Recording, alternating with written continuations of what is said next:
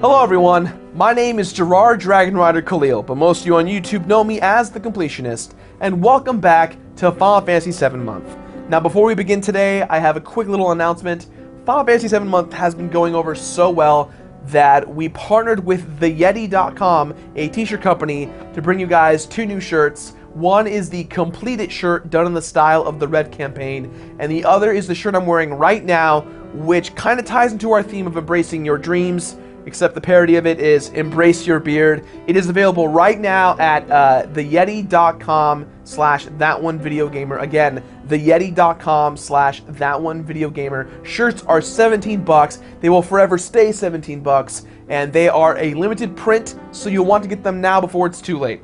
So with that said, let's go ahead and start off Crisis Core. Now, the past month, it has been wonderful exploring everything from the main game of the original Final Fantasy VII. But the overarching theme of loss and identity in this month are about to come to a screeching halt when we get to experience a familiar story we've known about from the perspective of someone who up to this point has kind of been downplayed a lot.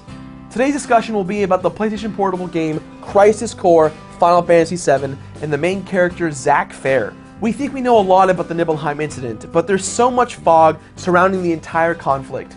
We'll also talk a little bit about the history of the game, as well as two new themes that are in parallel with our previous ones. So, with that said, ladies and gentlemen, I give you Embracing Your Dreams, the truth of Zack Fair. Most game franchises are pretty straightforward within its story and the evolution of their storytelling, right? If Mass Effect 1 came out and everyone loves the story, the obvious choice is to make Mass Effect 2 and 3. In the realm of Square Enix and how they produce games, they very rarely create direct sequels or prequels to games, and if they do, they always end up coming out with a drastically different engine within a year or two of the first title it's attached to. So for instance, titles like Final Fantasy X and X-2, 13, 13-2 and 13-3, even Final Fantasy XII with the Ivalice Alliance and so on. Somewhere within Square's being, they said to themselves, hey, you know our best-selling franchise thus far? It's been 10 years. Let's bring back Final Fantasy VII with an array of extended universe games and films, and call it the compilation of Final Fantasy VII. In this compilation, Square Enix added one console game, one portable game, several mobile games, a few voiceover comic novellas, and a full CGI animated film. Most of the mobile games and novellas were Japanese release only, so for the rest of us, we had Crisis Core, which takes place 7 years before the events of Final Fantasy VII, Advent Children, which takes place a few years after Final Fantasy VII, and Dirge of Cerberus, which takes place after Advent Children. Each of these stories clears up a lot of the confusion about the events that take place across the entire timeline while adding a lot of depth to our already well fleshed out characters. To really get our points across, today we will be doing everything just a little bit differently. We will talk about the history of Crisis Core, its presentation and gameplay, then dive straight into the story and themes, with a little dash of completion bonus. Crisis Core was a very sticky situation. Going into the game's development, Hajime Tabata had developed the mobile game Before Crisis, which focused on the Turks. Square originally was going to make a port of Before Crisis for the PSP in order to expand their gamer market. Instead, Tetsuya Nomura appointed Tabata to be the director of Crisis Core, but it was difficult for them starting out because of the novella Last Order. This changed a bit of the lore that went into the Nibelheim incident, and it angered fans in a big way. There was a lot of pressure surrounding the success of Crisis Core. This was the first real visit back to Gaia that had to make everything feel familiar and new at the same time. They decided on choosing Zack Fair as the protagonist of Crisis Core because of his predetermined fate in the series. Zack's story had been sitting in such a minor role for nearly 10 years as conceptual art. He really created the backstory for Cloud, and since they had so much source material, they wanted to give him a real shot. I think one of the really great things about Crisis Core's presentation is how next-gen it feels for being on the PSP. All the cutscenes look incredible, bringing that cinematic storytelling we know and love right back into the world of Gaia. I remember when Gerard and I were playing this game, we kept screaming at the screen, "Why can't this be on the PlayStation 3? It's just so incredible! Even the regular graphics in the gameplay and transitioning scenes will blow your mind. And what's even better is that the PSP has an HD TV component an out feature so you can play this thing on the big TV so you can really get that cinematic feel. A big controversial change for Crisis Core's overall representation came from the tone of being an action-oriented game. From what we know of Final Fantasy VII, we've got a traditional JRPG with an emphasis on some innovative things, but in order to make everything seem more streamlined, Square wanted Crisis Core to be much more action-driven. This made sense considering that we only play as Zack the entire time, so there's no need to slow down gameplay to one person waiting to attack. The core mechanics of Crisis Core are as follows. Everything is done in real time. Using the L and R buttons, you can scroll through all of your commands depending on what materia you have equipped. Need to heal? Bam, you can heal. Need to cast a spell? Go for it. There's a bit of delay between your inputs of attacking and using commands, creating an illusion of real-time combat, but you can actually avoid attacks by running away and dodging. You have so much more control over the tide of the battle, which is really awesome. We've also got two revolutionary battle elements that add a lot more depth to this new system. The first is the Digital Mind Wave, better known as the DMW slot machine. This slot machine is constantly spinning in battle and at random grants you ability bonuses such as temporary invincibility or infinite MP. In order to spin this meter, you need to have soldier points, or SP, which you get from every action, every battle won, and from the modulation phase of the DMW slot machine. The modulation phase is really rad. You'll notice that pictures of different characters are constantly spinning in the meter. These characters are important to Zack on his journey, and you enter the modulation phase whenever these pictures align. The modulation phase acts as an instant limit break, and they all feature different cutscenes and events that take place in the story, followed by an insane act of awesomeness. But that's not all. When you see the numbers line up, they determine what level of power the limit break has. These numbers also indicate how you level up. So for instance, depending on what slot you have equipped for each materia, the materia can level up. If you get all 7s, Zack's individual level goes up by 1. Now this leveling system seems very bizarre, but it works out very well. It balances itself out the more you play. Sometimes you'll go hours without leveling up once, other times you'll level up 3 times in one fight. It's actually a really unique way of playing a game. As the story goes on, the grayed out portraits slowly become filled, and eventually, you'll start fighting with summons and secret characters on your side. You'll want to battle as much as you can, because each time you enter the modulation phase, you reveal a bit more about that character's relationship with Zack, thus upping your percentage. Getting 100% character synchronization is a must for you completionists out there. The second battle mechanic important to this game is materia fusion. Starting out, this mechanic is as simple as taking the same type of materia and just boosting it with one another. But as you get further in the game, you get the ability to combine all types, which will provide insane bonuses. Want to max out your HP? Why not materia fuse your way to 99,999 HP? And this is legitimate, folks. You can do this in-game without any cheats. Using items, you can unlock the cap of your damage output and do up to 99,999 damage as well. What's fascinating about Zack and his weapons is that he only has 2, his basic sword and his Buster Sword. And as our story moves on, you'll see there's no need for any other sword upgrades. The power is not in the sword, but in the man that uses it. Let's just get the completion bonus out of the way right now, as there's nothing that ruins the plot in this bonus. There's really only 2 major side quest things you need to do in the game, and they both take a huge amount of time. The biggest distraction of side questing in this game comes from the missions given through Zack's cell phone. These missions at first seem like a ton of fun, but unfortunately, they get very boring very quickly as they all involve the same thing. Randomly generated map, kill the monster you have to fight at the end of the area, fight monsters along the way while finding chests, rinse and repeat. There are some challenge maps that are fun, such as the ones tied to Yuffie and Wutai's past, and fighting the summons again is really awesome, but more or less, this will take you a long time. Is it worth it?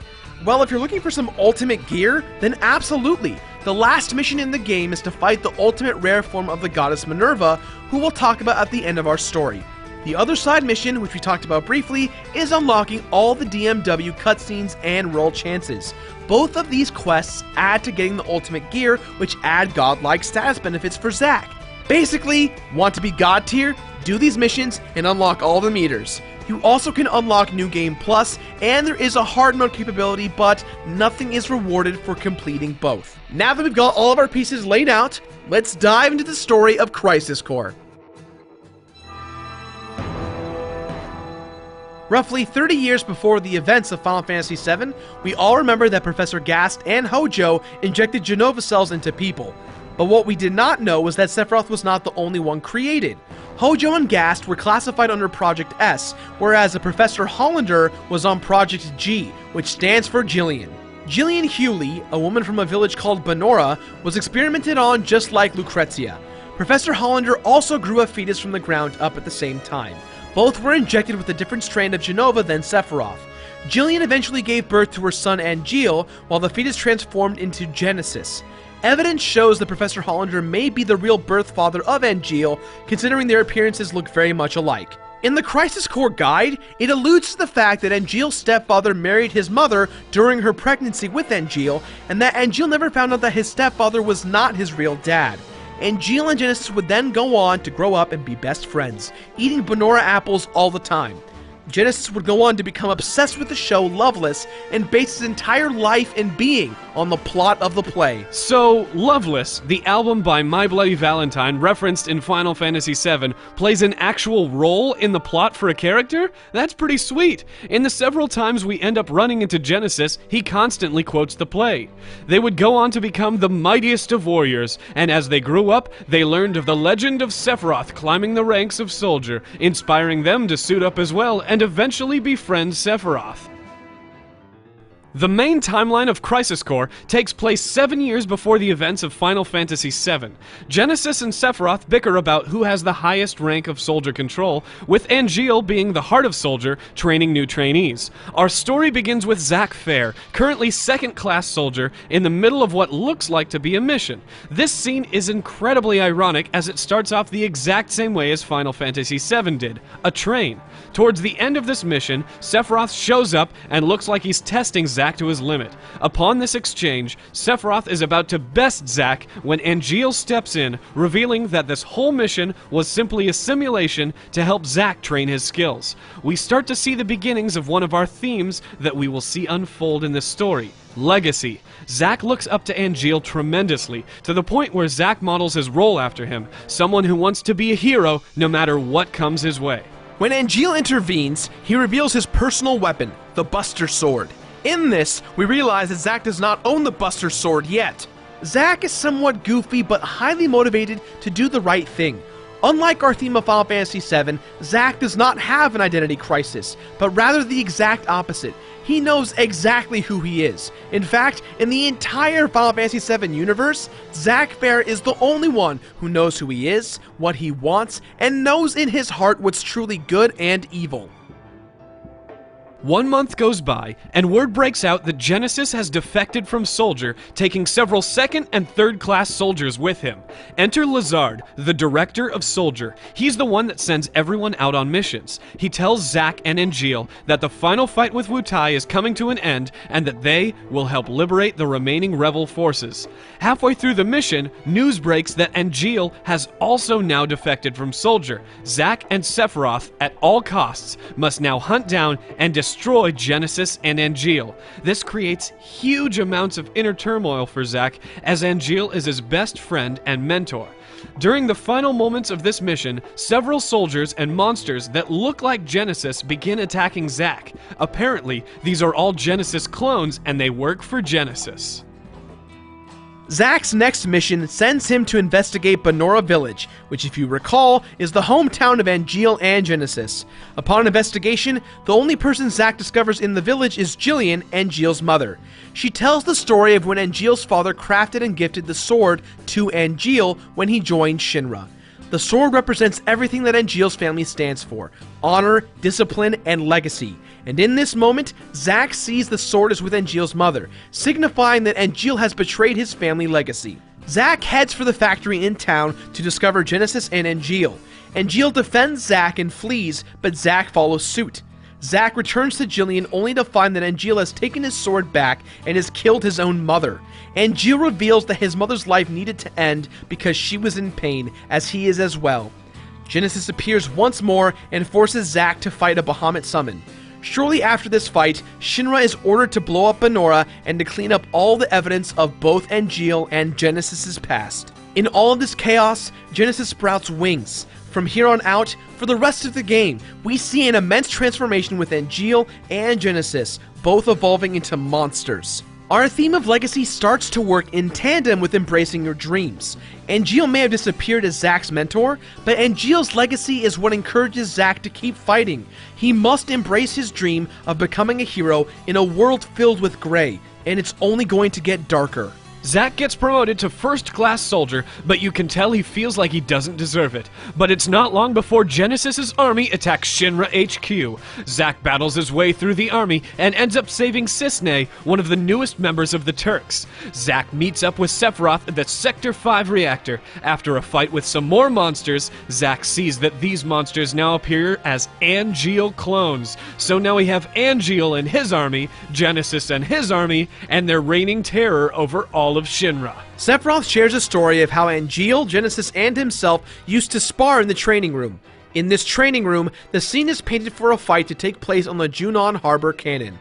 As they're fighting, Genesis gets tired of Sephiroth taunting him and Angeal, so he goes all in fighting Sephiroth. Sephiroth wins the fight and ends up injuring Genesis very badly. So badly that later on, we find out that Genesis received a blood transfusion from Angeal. The mixing of their two Genova cells, thanks to Hollander, now gives them the ability to clone themselves. However, because this whole process was experimental, the two are suffering from degradation, meaning they're withering away. Shortly after this story, Zack discovers an angry Angeal in the reactor. Angeal grows himself a pair of white wings, and we have a key moment where Angeal throws all of his discipline and honor aside and reveals his true intention: revenge on Shinra for turning him into a monster. Zack assures him that he's an angel because of his wings, but Angeal says, angels dream of one thing, to be human, and he attacks Zack, sending him down to the Sector 5 slums. Oh, the irony of the Sector 5 slums. Remember how Cloud fell through the church? Well, it turns out this is how Zack and Aerith meet, and unlike Cloud and Aerith, their relationship is very much a romantic one. We have a little fluff for our story in terms of side missions and such, but this is important because we do see Zack and Aerith's relationship begin.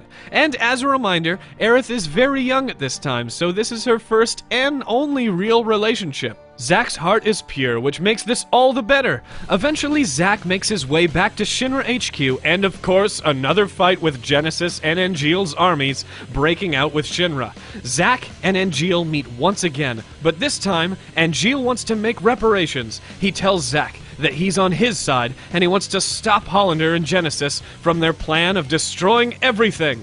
Zack accepts, and the two of them meet up with Sephiroth to discuss a game plan. The group realizes that Hojo might be Genesis' next target, so Zack rushes off to stop him. The team shows up to stop Genesis from killing Hojo, yet Genesis retaliates with another form of Bahamut. After the fight, time passes to the next mission, where Zack must investigate the northern crater town of Medeoheim. Rumor has it there's activity here from Genesis and Angeal. Here, Zack meets their guide, which happens to be a young soldier named Cloud Strife. We have the beginning of a wonderful friendship, as these two see themselves in one another. Zack and Cloud find Hollander and Genesis. Genesis' degradation is horrible, and Hollander and Genesis are trying to find Genova cells to help stop the process. We have a near final fight with Genesis and Zack, with Zack defeating Genesis. Genesis seemingly accepts his fate and falls below. On the move, Zack finds Sang and Cloud harmed by Hollander, with a trail of Angeal clones littering the way. Zack meets up with Angeal, only to have Angeal go crazy, considering Zack is still Shinra. Hollander shows up and reveals that he is Angeal's father. Angeal is perfect according to Hollander, but Angeal thinks he's a perfect monster that must be stopped. Angeal tells Zack that Zack must kill Angeal in order to stop him. Angeal absorbs several clones of himself to become a big monster. After the fight is all said and done, Angeal, on his deathbed, gives Zack the Buster Sword, informing Zack that he must be his living legacy and will live on for the good of both of them. This is for you.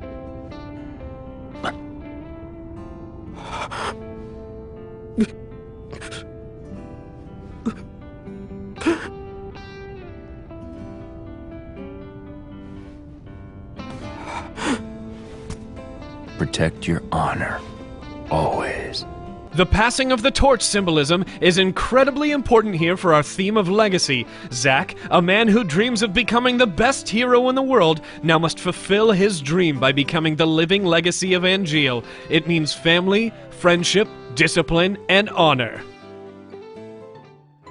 Zack takes a long-awaited vacation after leading soldier alongside Sephiroth for several months. His vacation is ruined as word gets out that Lazard has gone missing and Genesis and Angeal leftover clones are attacking Junon Harbor. Zack suits up, clears his mind, and returns back to Midgar. Shortly afterwards, Zack is informed that he must spend a fair amount of time away from Midgar on the next mission. Here, Zack spends as much time as he can with Aerith, knowing that he's going to be gone for quite some time. What's his mission? Zack is being summoned to Nibelheim alongside Cloud and Sephiroth to investigate a mystery that's taking place at the Mount Nibel reactor.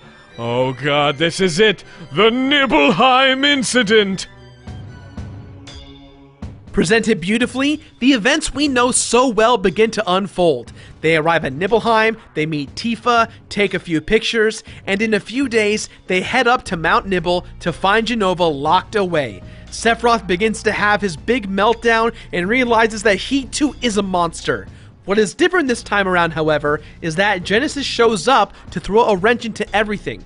Genesis, in this version of the incident, informs Sephiroth of his entire past, which starts to push the big boulder of evil that is Sephiroth. His attempt to manipulate Sephiroth, however, into giving him some Jenova cells, fails, but it succeeds at making Sephiroth lose his mind. The town goes in flames, Zack, Cloud, and Tifa try to stop Sephiroth at the reactor, Cloud stabs Sephiroth, Zack gets hurt, Tifa gets hurt, everything goes as we know. Things start to turn for the worse, as Cloud and Zack are captured and experimented on for months, maybe even years, in the Shinra mansion. Zack and Cloud eventually break free of their capsules. Their plan is to run as far away as they can from Shinra, with both the entire Shinra forces and the Turks trying to make public enemies out of them. Cisne of the Turks finds Zack, but because of their friendship, she lets them go. While Cloud and Zack are on the run, they run into Genesis again, who informs them that because of their recent exposure to Mako and Jenova cells, they're incredibly valuable to them, and that the degradation process can end. After fighting them off, they continue their quest to run from Shinra. Zack heads to Gongaga, his hometown, to try and say goodbye to his family, but while he's in the Gongaga reactor, Hollander and several Genesis and Angeal clones try to kill Zack and Cloud. That is until Lazard shows up, who turns out to be another Angeal clone. Lazard and Zack vow that the only thing left to do is to officially kill Genesis while they're on the run from Shinra. Zack figures out that the final battlefield for Genesis lies at the Benora Apple Field, or at least what's left of it after Shinra's bombing. There, the final fight for peace and justice from Genesis begins. Genesis the whole game often references Loveless and the gift of the goddess. Genesis finds the statue of the goddess holding the goddess Materia, which essentially is the goddess Minerva as a summon. Upon her awakening, she combines herself with Genesis to destroy Zack, but after Zack defeats them, Genesis is healed of his degradation, yet he's actually dying from his defeat. Zack drags his body along to a degrading Lazard, Angeal clone, and Mako-poisoned Cloud in a pile of bodies. Genesis realizes that the gift of the goddess is what Angeal's words have been about since the very beginning. It's the honor of Soldier. Genesis now wants that dream and honor, but because he never will get it, his spirit will never return to the planet or the Lifestream. This is a wonderful moment as Zack finds one of 89 letters written from Aerith. Zack and Cloud have been missing for nearly 4 years, and this letter is Aerith's goodbye letter to Zack, hoping that he's alright. After all of this drama, Zack and Cloud hobble their way across the lands of Gaia, trying to outrun Shinra. Hitchhiking their way across the fields, Zack puts Cloud down to go investigate a certain landfill. Upon his investigation, Shinra finds Zack. Let's just do a mini flashback of Zack's death in Final Fantasy VII.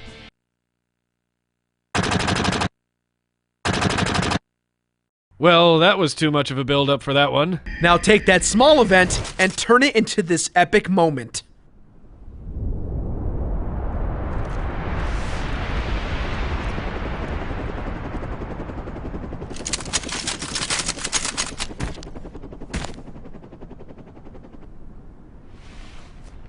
boy. The price of freedom is steep.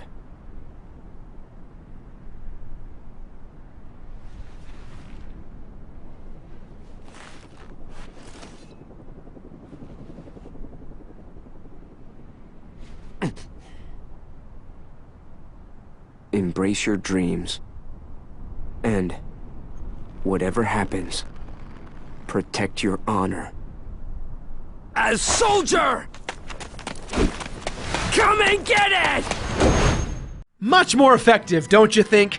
This is what our theme of legacy has been building up to.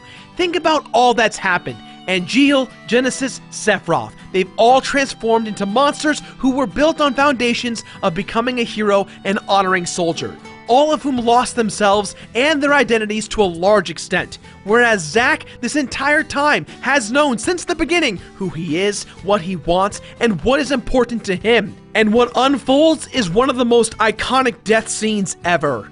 There's no way to survive this battle, and as the fight goes on, Zack's digital mind wave meter begins to degrade, showing final moments of Zack's life as he fights. It's as if he's saying goodbye to everyone he has ever loved. The dust begins to settle, but only to reveal that Zack has almost survived the entirety of the onslaught. In his final moments, he says goodbye to Aerith as he is shot down in dramatic gunfire. I think for fear of ruining this scene, I'll let the ending speak for itself.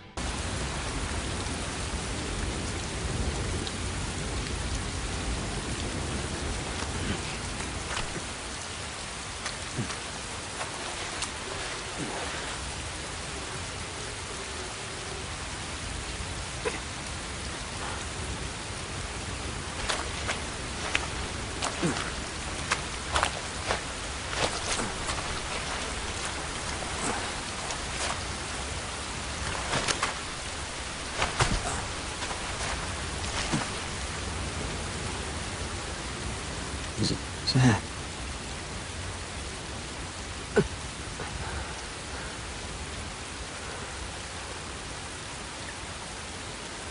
For the both of us.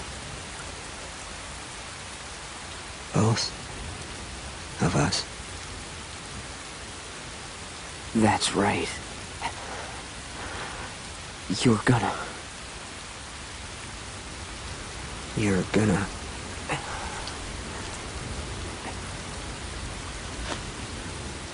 live. You'll be my living legacy.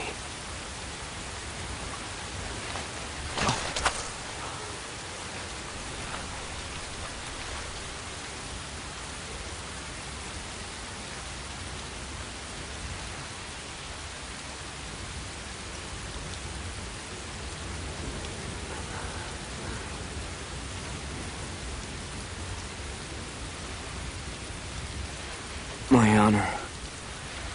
My dreams.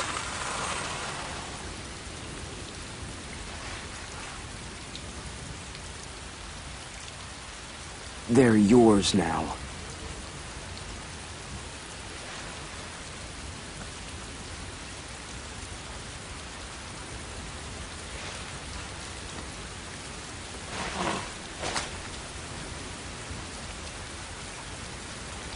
I'm your living legacy.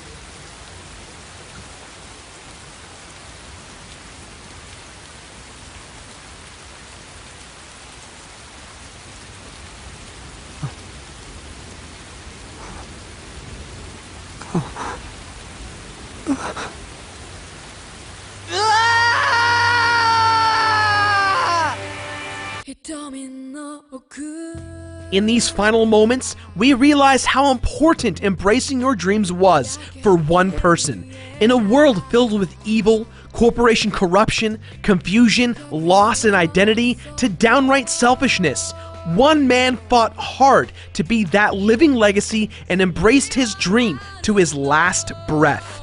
After the credits are over, the intro for Final Fantasy VII starts just as we know it from the earlier days. Aerith walking through the slums, Cloud on the train with new resolve in mind. Cloud thinks that his memories are Zack's, and our big quest and mystery for Cloud is about to begin. So that's what it means to embrace your dream, to be someone's living legacy and to always do the right thing. It seems simple, right? As a hero, it's the most important thing to do, the right thing. But in the world of Gaia, it's filled with so much areas of gray, just like our own world. There's so much right and wrong in the world, it's truly hard to find yourself. But Zack Fair, from the moment he joined Soldier, to the last time he saw Aerith, to the final events of his life, he never gave up. He knew what it meant. Zack Fair, the hero that everyone forgot about, who clearly valued one important thing: embracing your dreams to the fullest potential. Again, thank you everyone one more time for joining us in this amazing tale of Zack Fair. But now let's change gears for next week as we dive into the events that take place after Final Fantasy VII. Let us take an in-depth look at Gaia and life after Sephiroth and Meteor, and how everyone's doing in the animated film of Advent Children Final Fantasy VII. Don't forget, you guys can pick up your brand new shirts, the completed design, as well as embracing your beard over at theyeti.com/thatonevideogamer for $17. With that said, guys, we'll see you next week.